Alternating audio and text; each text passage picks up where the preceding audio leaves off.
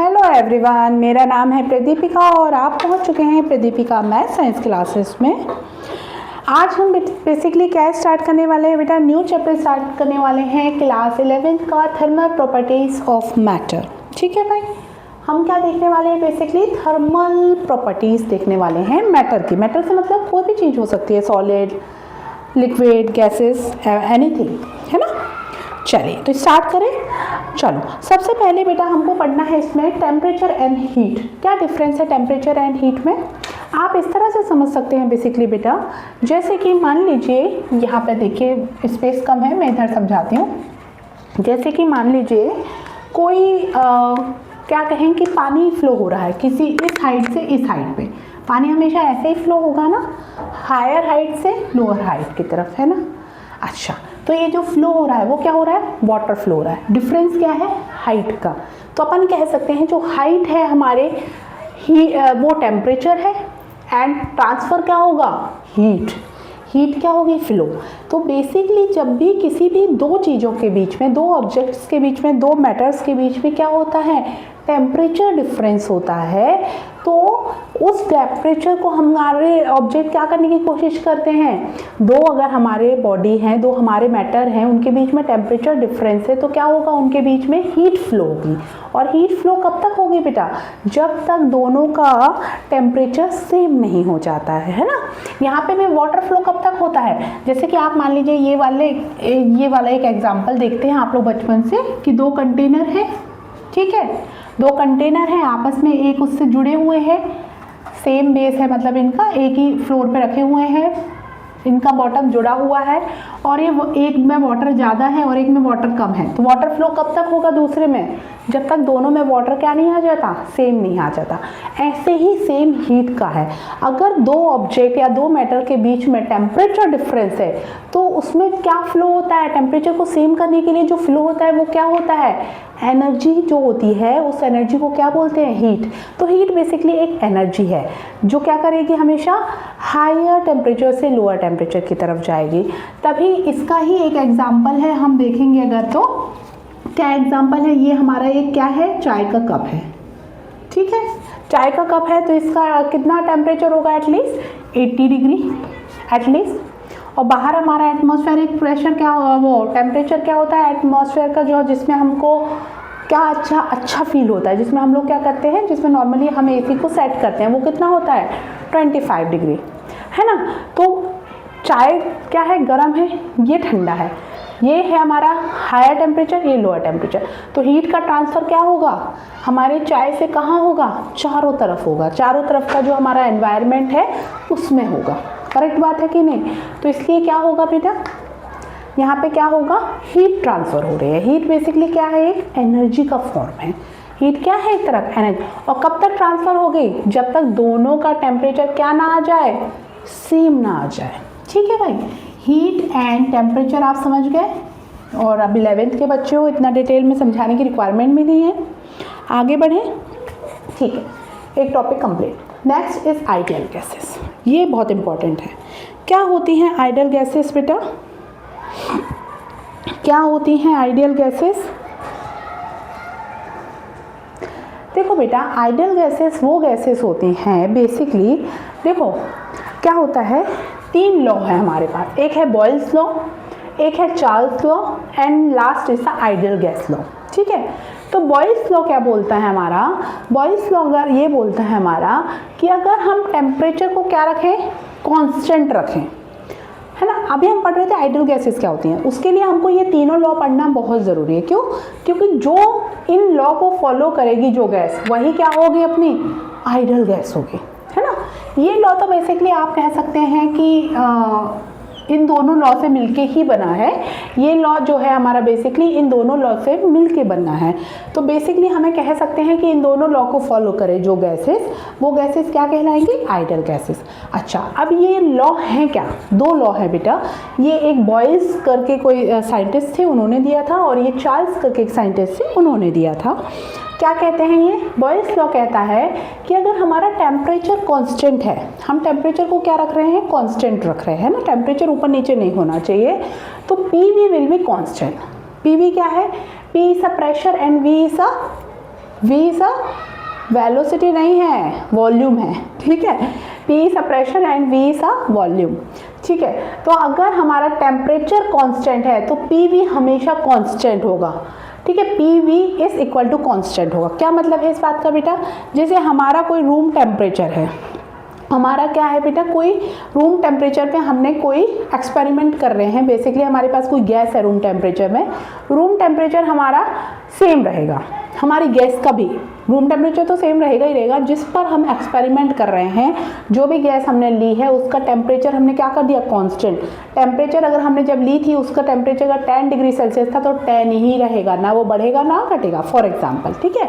अच्छा, तो PV is equal to constant, तो PV भी क्या होगा, कांस्टेंट। मतलब कि अगर प्रेशर बढ़ेगा तो वॉल्यूम कम हो जाएगा और वॉल्यूम बढ़ेगा तो प्रेशर कम हो जाएगा। क्यों? क्योंकि दोनों मिलके कांस्टेंट है भाई, दोनों मिलके क्या है, कांस्टेंट है। अगर किसी पर्टिकुलर टेम्परेचर पर PV की वैल्यू, अगर किसी पर्टिकुलर टेम्परेचर पर PV की वैल्यू मान लीजिए जो भी है, मान लीजिए 10 है, 18 है, जो भी है, जिस तरह से हम एक्सपेरिमेंट करेंगे आगे देखेंगे क्या होता है, ठीक है ना। तो ये हमेशा यही रहेगा, ठीक है।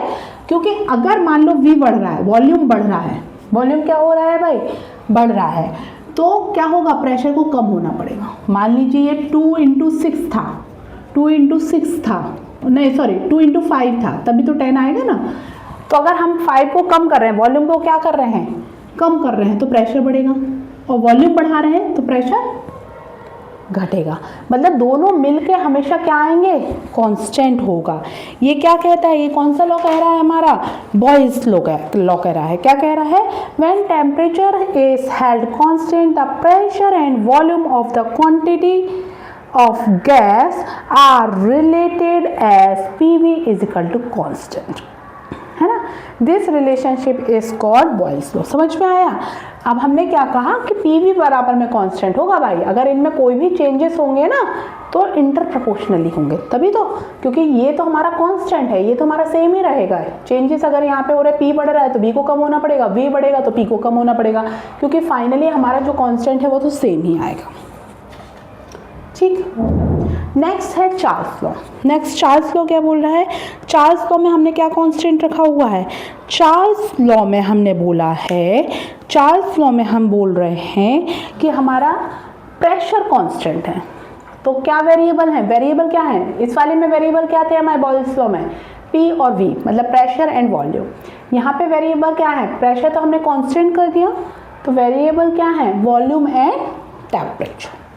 क्या क्या है भाई, वॉल्यूम एंड टेम्परेचर। अब हम क्या बोल रहे हैं, प्रेशर तो कांस्टेंट है, जिस भी प्रेशर पे हमने गैस को लिया है वो प्रेशर नहीं बदलने वाला है, जितना भी पास्कल होगा वो उतना का उतना ही रहने वाला है, या ATM प्रेशर है, एटमॉस्फेरिक प्रेशर है तो उतना ही रहेगा, चेंज नहीं होगा। चेंज क्या होगा, जो भी चेंजेस आएंगे वो किस में आएंगे, V और T में आएगा, V और T में। और ये किस तरह से आएगा, देखो V divided by T is equal to constant, ये तो कॉन्स्टेंट है आपका, तो इसका मतलब V बढ़ेगा, V अगर बढ़ेगा तो T को भी क्या होना पड़ेगा, बढ़ना पड़ेगा ना। जैसे फॉर एग्जांपल, जैसे अभी अपन ने देखा था ये PV वाला, अब V डिवाइडेड बाय T देख लीजिए, इज इक्वल टू कांस्टेंट, ये तो अपना कांस्टेंट हो गया, ठीक है भाई।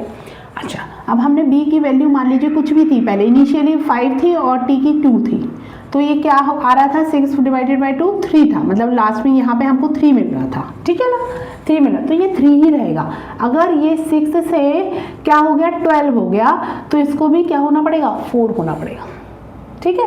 तो वो क्या बोल रहे हैं कि अगर प्रेशर को कांस्टेंट रखें तो गैसेस के बीच में कौन सा रिलेशनशिप मिलेगा, ये वाला रिलेशन मिलेगा, V divided by T is equal to constant. तो ये कौन सा लॉ हो गया अपना, चार्ल्स लॉ हो गया।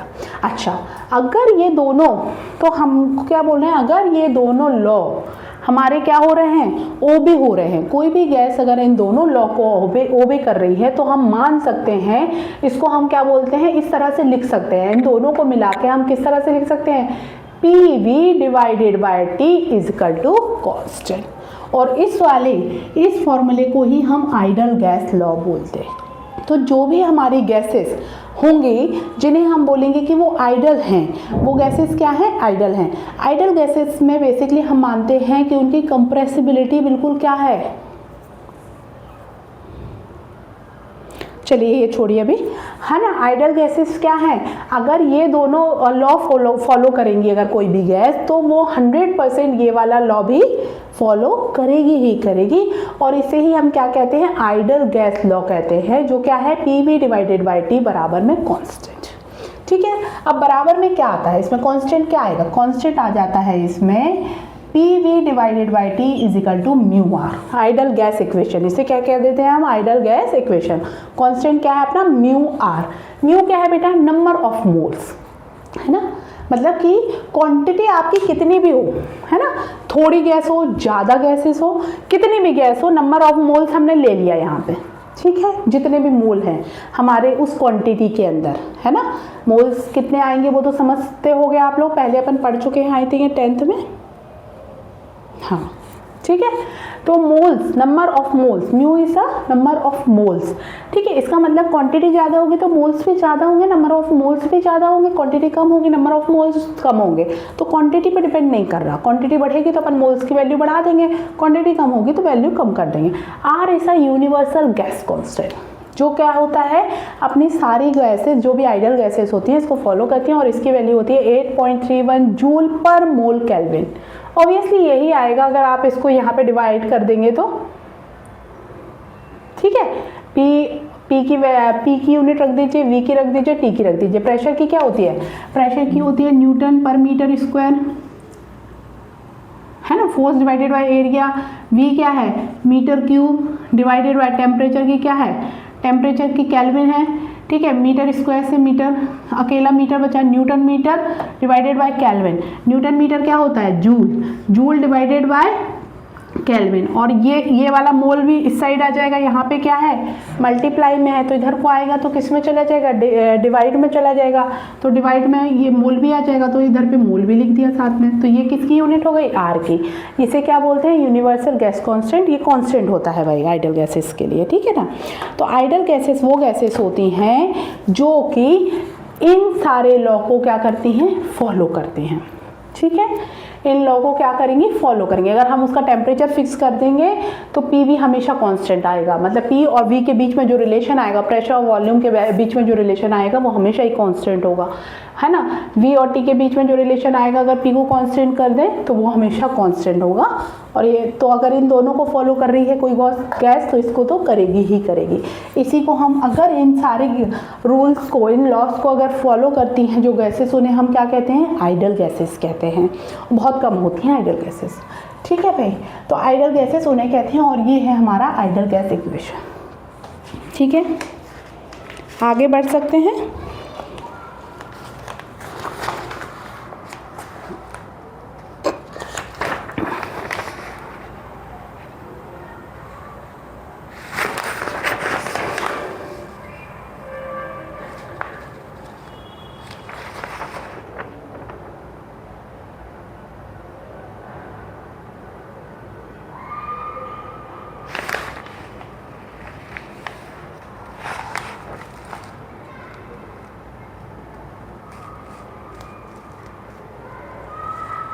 ठीक है, आगे बढ़ें।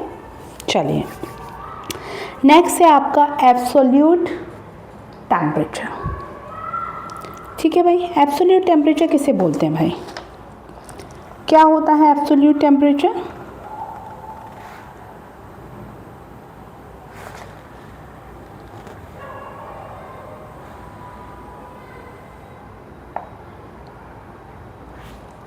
क्या होता है एब्सोल्यूट टेम्परेचर बेटा,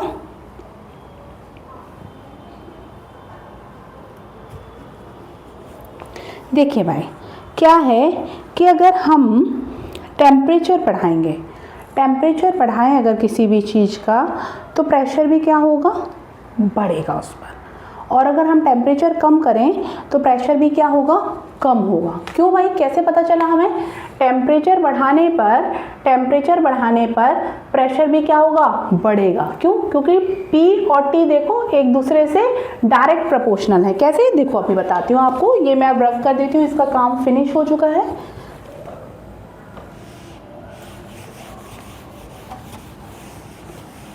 ठीक है, देखिए PV divided by T is equal to constant. तो इसको हम कैसे लिख सकते हैं, PV is directly proportional to T, अगर हमने वॉल्यूम को क्या रखा है, कांस्टेंट रखा है या अलग रखा है, तो P is directly proportional to T, है ना।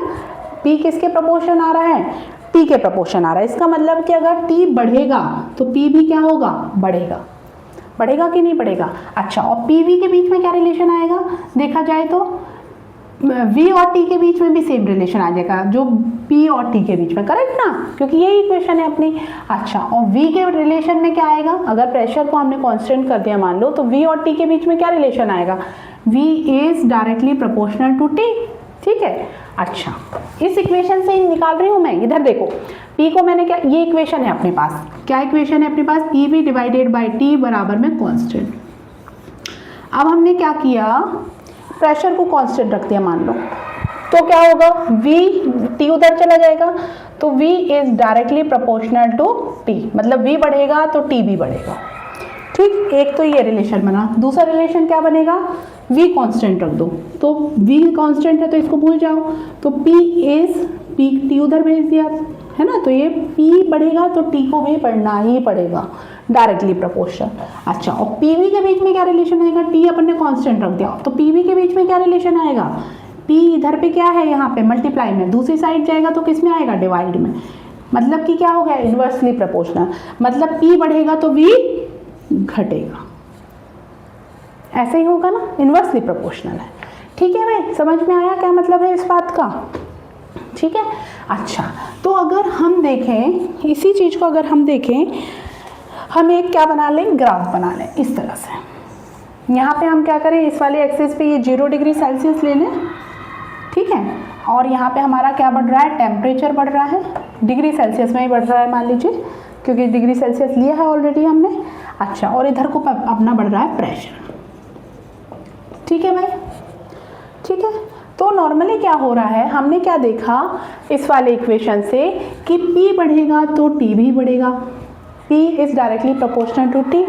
तो हमारा आइडल गैसेस के लिए जो भी ये फॉलो करेंगे, इनके लिए जो हम अगर ग्राफ बनाएंगे, आइडल गैसेस के लिए जब भी हम ग्राफ बनाएंगे बेटा, तो लीनियर इक्वेशन, लीनियर लाइन के फॉर्म में मिलेगा, ठीक है, इस तरह से मिलेगा, ठीक है, तभी वो आइडल गैसेस कहलाएंगी। जिनके लिए भी हमको ग्राफ इस फॉर्म में मिलेगा वही क्या कहलाएंगे बेटा, आइडल गैसेस कहलाएंगी।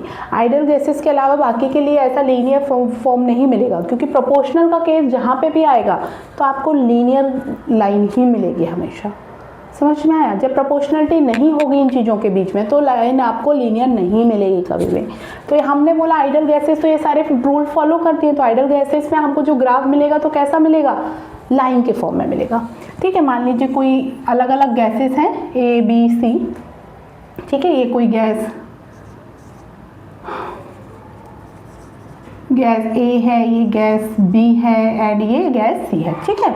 तो हम क्या बोल रहे हैं कि देखिए, ये तो समझ में आया ना आपको कि प्रेशर बढ़ेगा तो टेम्परेचर इस साइड को बढ़ रहा है, इधर 0 है, इधर बढ़ रहा है डिग्री सेल्सियस में, तो प्रेशर भी आप देखिए यहाँ कम है, टेम्परेचर के साथ ये बढ़ गया, यहाँ कम था, देखिए ये वाला देखिए ये बढ़ गया, यहाँ कम था, है ना। तो जैसे जैसे टेम्परेचर बढ़ रहा है तो प्रेशर भी क्या हो रहा है, बढ़ रहा है। अगर हम क्या करें, इतना टेम्परेचर कम कर दें, टेम्परेचर हम एक लाइन पे ऐसे कम कर दें, तो एक पॉइंट ऐसा आएगा जहाँ पे क्या हो जाएगा, क्या होगा भाई, अगर हम इसका टेम्परेचर क्या करते जाएं, कंटिन्यूसली कम करते जाएं, लेकिन ये गैसेस अपना फॉर्म नहीं बदलने चाहिए। नॉर्मली क्या होता है, जब हम गैसेस को ठंडा करते हैं, जब भी हम उनका टेम्परेचर कम करते हैं, तो ये अपना फॉर्म क्या होती है, बदल जाती है, मतलब ये कंप्रेस हो जाती हैं और क्या हो जाता है भाई, ये अपना फॉर्म चेंज कर ले जाते हैं। ठंडे होने पर क्या हो जाती है, ये लिक्विड फॉर्म में आ जाती है ना, गर्म होने पर गैसेस में बदल जाती है ना। तो अगर ये गैसेस बनी हुई हैं, टेम्परेचर कम करने पर ये लास्ट तक गैस बनी रहे, ठीक है भाई, गैसेस बनी रहे, मतलब अपना फॉर्म ना चेंज करें,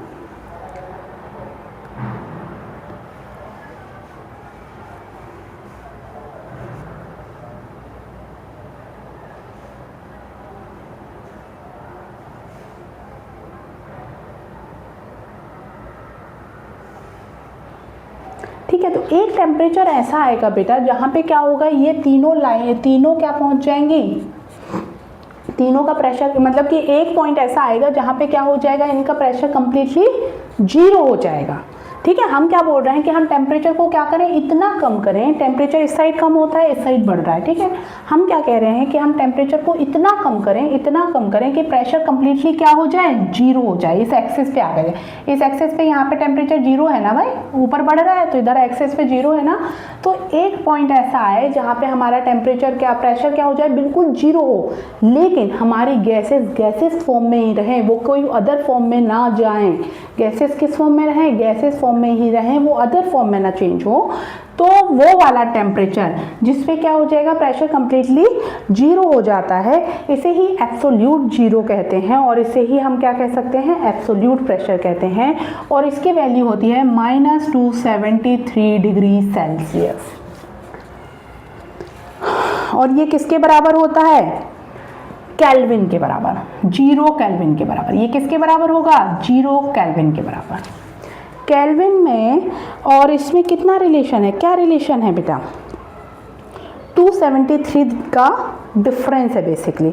इन केल्विन का और डिग्री सेल्सियस का सेम स्केल चलता है। सेम स्केल से मतलब ये है, मैं बताऊंगी अभी सेम स्केल का मतलब, लेकिन हम क्या बोल रहे हैं कि वो टेम्परेचर जिस पे हमारा प्रेशर कम्प्लीटली जीरो हो जाए और गैसेस अपने फॉर्म में बनी रहे, मतलब गैसेस ही रहें, वो अपना फॉर्म ना चेंज कर लें, स्टेट ना चेंज करें अपना, तो वही टेम्परेचर अपना एब्सोल्यूट टेम्परेचर कहलाता है या एब्सोल्यूट जीरो। इसे ही हम एब्सोल्यूट जीरो बोलते हैं या एब्सोल्यूट टेम्परेचर कहते हैं। और ये वैल्यू कितनी आती है, -273 डिग्री सेल्सियस, और ये ही क्या है, 0 केल्विन है।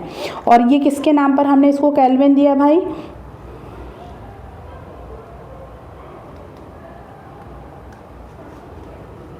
ठीक है। और इसको जो एक साइंटिस्ट थे केल्विन करके, उन्होंने ही इसको क्या किया था, फाउंडेशन दिया था इसको, इस केल्विन स्केल को। डिग्री सेल्सियस पे बनाया ना अपन ने, केल्विन स्केल को किसने फाउंडेशन दिया था, मतलब किसने बनाया था, वो थे हमारे केल्विन थे, एक साइंटिस्ट थे, ब्रिटिश साइंटिस्ट थे, तो उन्हीं के नाम पे फिर हम इसको केल्विन स्केल बोलने लग गए। तो ये 0 डिग्री सेल्सियस पर एक ऐसा एब्सोल्यूट टेम्परेचर अगर अब आपसे कोई पूछे तो क्या होता है, आप क्या बोलेंगे, वो टेम्परेचर जिस पर किसी भी गैस का प्रेशर कंप्लीटली जीरो हो जाए और वो अपने फॉर्म में, मतलब गैसियस फॉर्म में बनी रहे, वो टेम्परेचर क्या कहलाएगा, आपका एब्सोल्यूट टेम्परेचर। आई थिंक आज के लिए इतना सफिशिएंट है, ठीक है। अच्छा, केल्विन स्केल और हमारा जो सेल्सियस स्केल है, दोनों सेम ही चीज़ फॉलो करते हैं, सेम ही चीज़ मतलब सेम स्केल फॉलो करते हैं। फॉर एग्जांपल मैं बताती हूँ आपको, जैसे कि आपका एक स्केल है, ये यहाँ से लेके ये 0 सेंटीमीटर है, ये 1 सेंटीमीटर है, 2 सेंटीमीटर है, 3 सेंटीमीटर है, 4 सेंटीमीटर, ठीक है। हम क्या करें, इसी डिस्टेंस को हम भी 1 माने, इसको ही हम क्या माने, 1 माने, लेकिन बस थोड़ा सा हम क्या कर दें, हम कह दें कि कोई दूसरा स्केल है, हम कोई भी नाम दे दें उसे, एक्स स्केल। तो एक्स स्केल का ये 5 है, ये 6 है, ये 7 है, ये 8 है, मतलब हमने जो ये वाली डिस्टेंस थी वो सेम ही ली दोनों स्केल में, बस हमने स्टार्ट थोड़े पहले किया।